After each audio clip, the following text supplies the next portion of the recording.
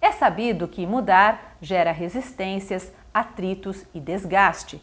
Mas, nas palavras do professor Carlos Eduardo Dalto, da Fundação Getúlio Vargas, a realidade é que, com as mudanças cada vez mais frequentes, geradas pelo rápido avanço tecnológico, as corporações se veem obrigadas a se reinventar. Dalto, que também é consultor do Instituto MVC, explica nesta entrevista para a HSM quais as maneiras mais eficazes pelas quais os gestores devem conduzir as tão necessárias mudanças. A primeira questão que os gestores precisam saber quando o assunto é mudança é gerir a própria mudança interna. Ou seja, os gestores precisam estar abertos e receptivos ao processo de mudança. De nada adianta um discurso bem afiado, bonito, se a efetividade prática ela é pouco, ela não está acontecendo. Então a primeira grande mudança que o gestor precisa ter é aquela mudança interna, aquela mudança que ele mesmo está propenso. De formas simples e de formas objetivas, como, por exemplo, permitir diversas conversações dentro da empresa. Ouvir os seus pares, não somente superiores ou do mesmo nível hierárquico, mas em diversos níveis hierárquicos, em diversas situações que acontecem no dia a dia. Aí, quando eu tenho essa postura, aí sim eu já começo a pensar em gerir processos de mudança, em gerir atitudes de mudanças. Então é uma nova postura, uma nova maneira que o gestor precisa começar a enxergar esta realidade dentro das organizações, mudando seu próprio aspecto interno. Primeira questão. E quais são os outros aspectos também importantes? Outros aspectos importantes, por exemplo, que nós podemos citar, é se reeducar constantemente. Mas se reeducar no sentido de aprender e transformar aquele aprendizado em algo prático, em algo efetivo. Que aquela situação que foi vivenciada em um treinamento, por exemplo, se torne efetiva no dia a dia. Então aí você começa a gerir mudanças e você começa a provocar mudanças dentro das organizações. Só que para isso é preciso quebrar mitos. Velhos mitos, como por exemplo o grande mito que nós temos de que só muda diante de crise ou quando algo não está bom. Pelo contrário, nós mudamos a todo momento, nós mudamos a todo instante. A mudança ela é algo inerente das organizações. Mudamos para crescer, para desenvolver, para buscar algo mais. E aí a mudança entra num terceiro aspecto, não somente em uma área, em uma esfera. Nós mudamos, por exemplo, as empresas mudam muito produtos, fazem inovações, sejam elas de formas radicais, um novo produto ou alguma melhoria.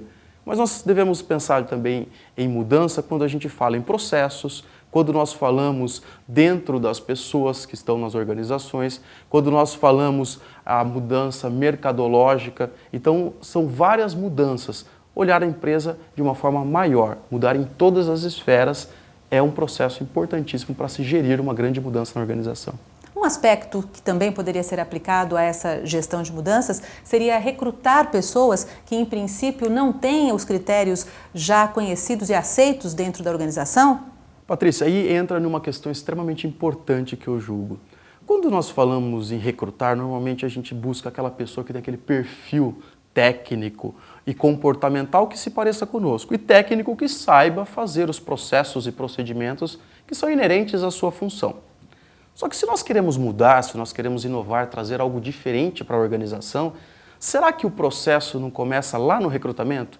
Quando nós privilegiamos uma pessoa questionadora em detrimento de alguém que vai ser simplesmente repetitiva dentro da organização?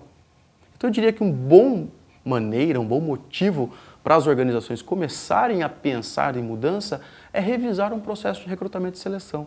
Começarem a privilegiar candidatos que são questionadores, candidatos que estão dispostos a mudar a rotina do dia a dia, estão dispostos a confrontar a realidade e buscar novas maneiras, seja de enxergar, seja de fazer um processo, ou seja de se relacionar dentro da empresa. Aí nós estamos começando um processo novo que vai trazer mudança dentro das organizações, não tenha dúvida. O que dificulta esse processo? Eu não tenho dúvida de que a grande dificuldade dentro das organizações é romper a grande barreira do medo. Os gestores têm muito medo do novo, medo de fazer algo diferente. Afinal de contas, muitas vezes está dando certo aquilo que nós estamos fazendo. Então, gerir esses aspectos comportamentais do gestor, que são as questões relativas ao medo, à desconfiança, à insegurança diante dos processos, é um dos aspectos fundamentais quando nós estamos falando de gerir esse processo de mudança. Então, trabalhar, fazer com que eles rompam essas barreiras, que são barreiras psicológicas, são barreiras comportamentais. Eu diria que o medo é a grande ideia, tá? E também a gente não pode deixar de olhar para o comodismo. Afinal de contas, mudar cansa. Então, muitas vezes nós somos apegados a velhos padrões, nós somos repetitivos, o nosso comportamento tende a repetir, e aí dificulta esse processo de mudança, ou seja, nós sempre fazemos as mesmas coisas, o comodismo gera também essas dificuldades em termos de mudanças, em termos de como que nós vamos trabalhar a mudança dentro das organizações. Então, trabalhar o medo, trabalhar esse comodismo, esses aspectos comportamentais, é o primeiro passo para se incluir projetos de reestruturação, de mudança, de trazer algo novo dentro das organizações, dentro dos processos das organizações, dentro da estrutura organizacional. São esses pontos. Onde é que as empresas mais erram, mais pecam durante esse caminho? Elas pecam porque o brasileiro é tido como um grande inovador. Nós temos essa fama. Só que na hora que nós vamos analisar realmente as inovações, as mudanças que acontecem dentro das empresas, elas são muito pequenas. Elas não são mudanças significativas a ponto de dar um destaque. São poucas as empresas brasileiras que têm departamentos de desenvolvimento que provocam mudança, que buscam essas mudanças nas organizações. Então elas pecam porque fazem mudanças unilaterais ou em um único departamento, por exemplo. Então quando a gente pensa em mudança, tem que pensar, por exemplo, estrategicamente. Mudanças em estrutura hierárquica, mudanças em formas de atuação de mercado. Nós pecamos também, por exemplo, quando eu vou falar da área mercadológica. Nós simplesmente colocamos algo um pouquinho só, um pequeno detalhe em um produto, e quando que nós poderíamos acrescentar muito mais, a gente poderia fazer algo muito mais dentro do contexto mercadológico. Então, é estratégico, é mercadológico, é organizacional, porque a gente está enraizado em velhos padrões, em velhos procedimentos. Então, o maior problema que eu vejo hoje nas organizações, quando a gente fala em gestão de mudança, é o quê? É pensar globalmente, fazer mudanças que atinjam não somente uma área ou um departamento, mas atinjam vários outros pontos, vários aspectos das organizações, várias áreas envolvidas na organização.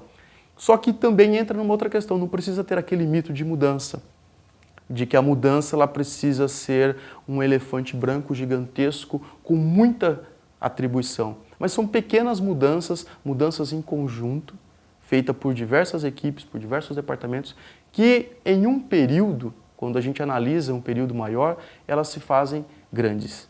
Então são pequenas mudanças em toda a organização, que a gente chama isso de enxergar holisticamente a organização, que produzem grandes efeitos quando você fala no médio e no longo prazo para as organizações.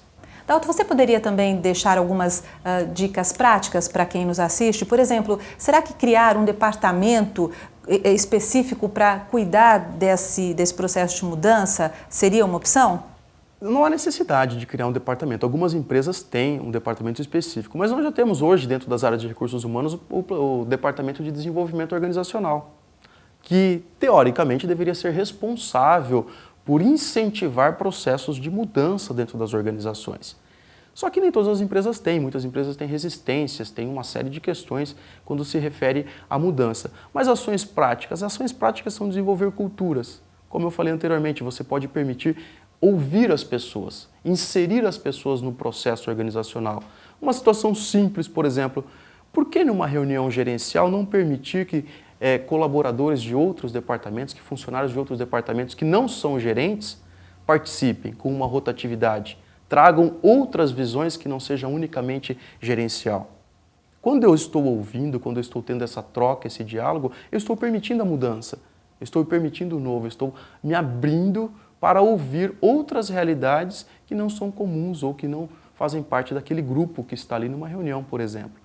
Então é possível você fazer isso através de educação corporativa, através de treinamento, através de desenvolvimento, através de ações voltadas a quebrar velhos paradigmas culturais dentro das organizações, como estrutura rígida, hierárquica, sistemas de comunicação extremamente inflexíveis e muitas vezes rígidos, São ações simples no dia a dia que provocam mudança. Eu diria que é uma mudança comportamental que envolve a organização e que tem que ser feita em diversas áreas, não só numa área. Não é só a área de pesquisa e desenvolvimento, que é responsável por inovações, por mudanças, não só a área de desenvolvimento organizacional, mas todas as empresas, toda a empresa em todos os departamentos. O processo de gestão da mudança organizacional precisa também ser encarado como um processo contínuo, que deve estar sempre sendo pensado e executado dentro das corporações.